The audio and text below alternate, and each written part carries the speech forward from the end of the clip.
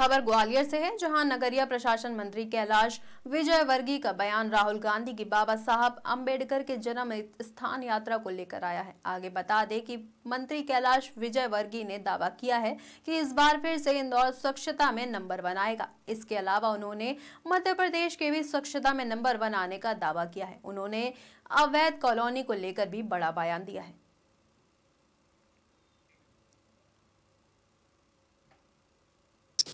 नहीं, कांग्रेस की यात्रा में समझता हूँ उन्हें माफ़ी मांगना चाहिए, क्योंकि राहुल जी के पूर्वजों ने बाबा साहब का कभी भी सम्मान नहीं किया।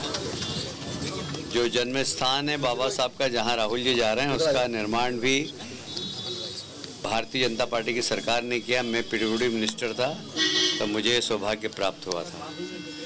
उनकी शिक्षा का स्थान जो ब्रिटेन में है, उसको भी तीर्थ बनाने का काम भारतीय जनता पार्टी की सरकार ने किया।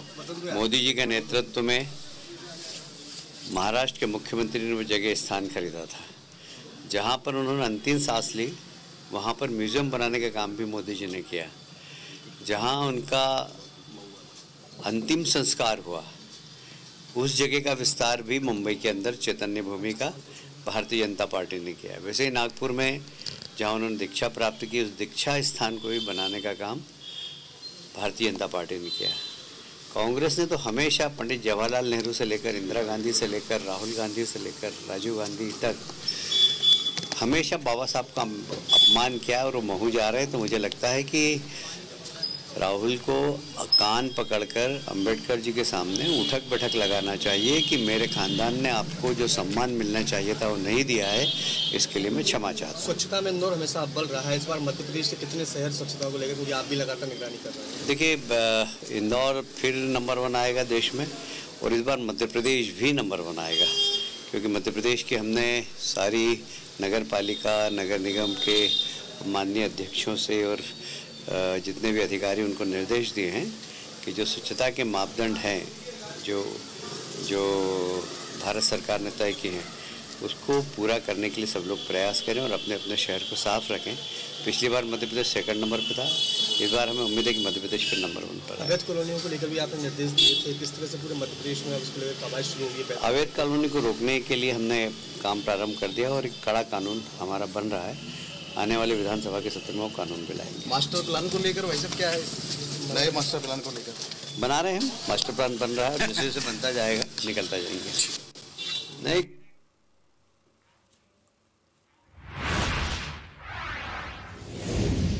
रामनगरी अयोध्या में राम मंदिर निर्माण समिति की बैठक का आज दूसरा दिन है। निर्माण कार्य में श्रमिकों की कमी अभी भी बरकरार है। एलटी ने कहा कि श्रमिकों की संख्या बढ़ाए और पूर्ण हुए कार्य 15 दिन में अंदर ट्रस्ट को सौंप दिए जाएं। राम मंदिर परिसर में 20 एकड़ जमीन पर बनाए जाएंगे वनस्पति सौंदर्य पार्क। राम मंदिर का भूतल प्रथम और द्वितीय तल के अंदर आइकोनोग्राफी का कार्य मार्च तक होगा पूरा। मार्च तक ही प्रथम तल पर राम दरबार की जाएगी प्रतिष्ठा। अभी प्रारंभिक तौर से देखा है, इसलिए ये निष्कर्ष निकालना कि प्रगति की स्थिति क्या है वो अभी प्रीमेच्योर होगा। आज हम लोग जानकारी करेंगे।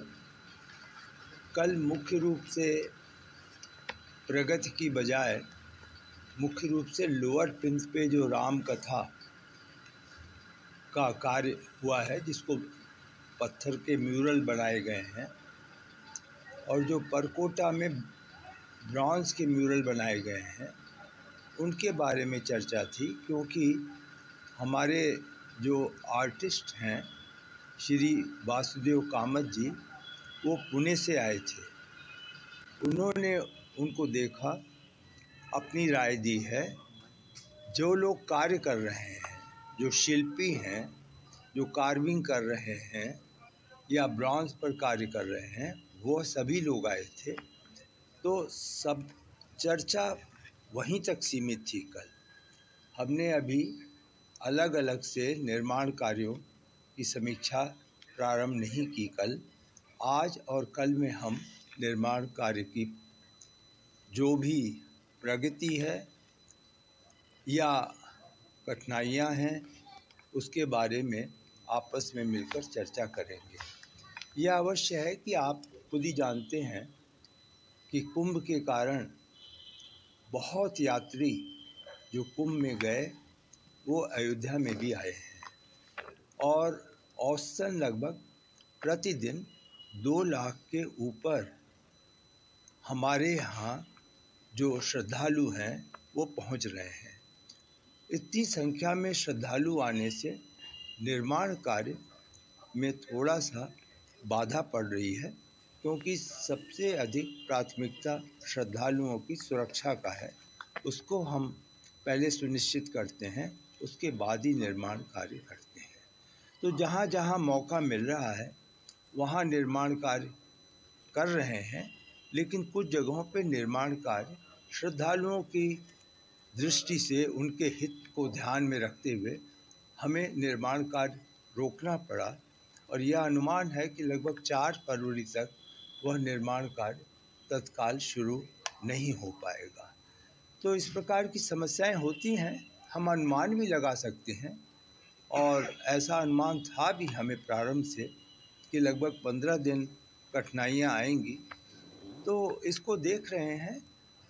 तिथियों का निर्धारण जैसा मैंने अपनी पिछली अयोध्या यात्रा में आपको बताया था कि अलग अलग जो भवन हैं, जो निर्माण हैं, जो कार्यक्रम है, उसकी तिथियां निर्धारित की गई हैं। अब उसके सापेक्ष हमारी प्रगति क्या है, कमियां क्या हैं, उसके बारे में आने वाले 2 दिन में देखेंगे। बाबूजी, इसके अलावा महाकुंभ में लाखों की संख्या में पब्लिक भी आएगी मौनी अमावस्या पे, इसको देखते हुए कुछ लाइनें बढ़ाई जाएंगी दर्शन अवधि की। ये ट्रस्ट के क्षेत्र में है और पुलिस विभाग के कार्य क्षेत्र में है। इसके बारे में मैं आपको कोई सूचना नहीं। राम दरबार की प्रतिमा अभी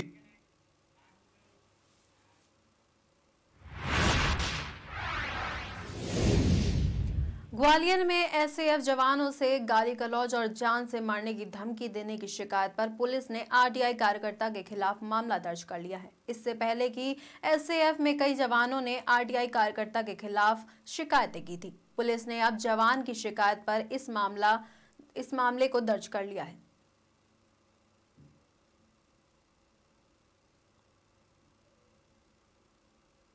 थाना झांसी रोड अंतर्गत एक आरटीआई एक्टिविस्ट हैं, उनको सुरक्षा प्राप्त थी। उनके सुरक्षा कर्मियों द्वारा इस तरह का आवेदन दिया गया कि संबंधित व्यक्ति के द्वारा उनको लगातार प्रताड़ित किया जा रहा है मानसिक तौर पे, जिस पर और साथ ही गाली गलौज करके उनको उनकी व्यक्तिगत रूप से गाली गलौज किया जाता है, जिस पर आवेदन पर जांच पर से एक मामला पंजीबद्ध किया गया है। 353, 294, 506 आईपीसी के अंतर्गत मामला पंजीबद्ध किया गया है और घटनाक्रम लगभग 1 से 1.5 साल चला, जिस दौरान उनके जो पुराने पूर्व के दिए हुए आवेदन थे उनको भी जब्त किया गया। उसके द्वारा भी आरोप लगाया गया था कि शराब पीकर भेजते थे पुलिसकर्मियों को, ऐसा कुछ। इस संबंध में भी एक आरआई से रिपोर्ट ली जाएगी। साथ ही अभी जो कर्मियों के पास जो एविडेंस थे, ऑडियो क्लिप वगैरह थी, उनके आधार पर जो अपराध पंजीबद्ध किया गया है। थाना झांसी रोड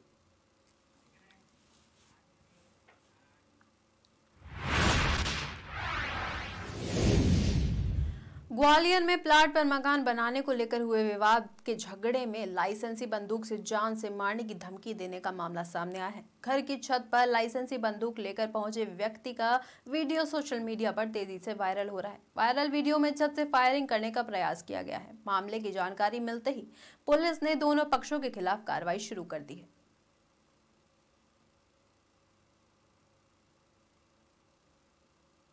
सर, मुरार में प्लॉट पर कब्जे को लेकर विवाद हुआ है, 2 पक्षों में बंदूक भी लगाई, वीडियो वायरल हुआ। एक मुरार थाना क्षेत्र में एक वीडियो के वायरल के माध्यम से संज्ञान में आया है कि एक ही परिवार के 2 पक्षों में प्लाट कब्जे को लेकर आपस में विवाद हुआ और उस पर से दोनों पक्षों में कहा-सुनी हुई। संज्ञान में आने पर थाना प्रभारी मुरार को निर्देशित किया गया। उनके द्वारा दोनों पक्षों के स्टेटमेंट लिए गए और स्टेटमेंट दिए जाकर उन दोनों पक्षों के ऊपर प्रतिबंधात्मक कार्रवाई की गई। 50-50 हज़ार रुपये की जमानत करवाई गई है और 6-6 महीने के लिए बाउंड ओवर करवाया गया। सर, मुरार में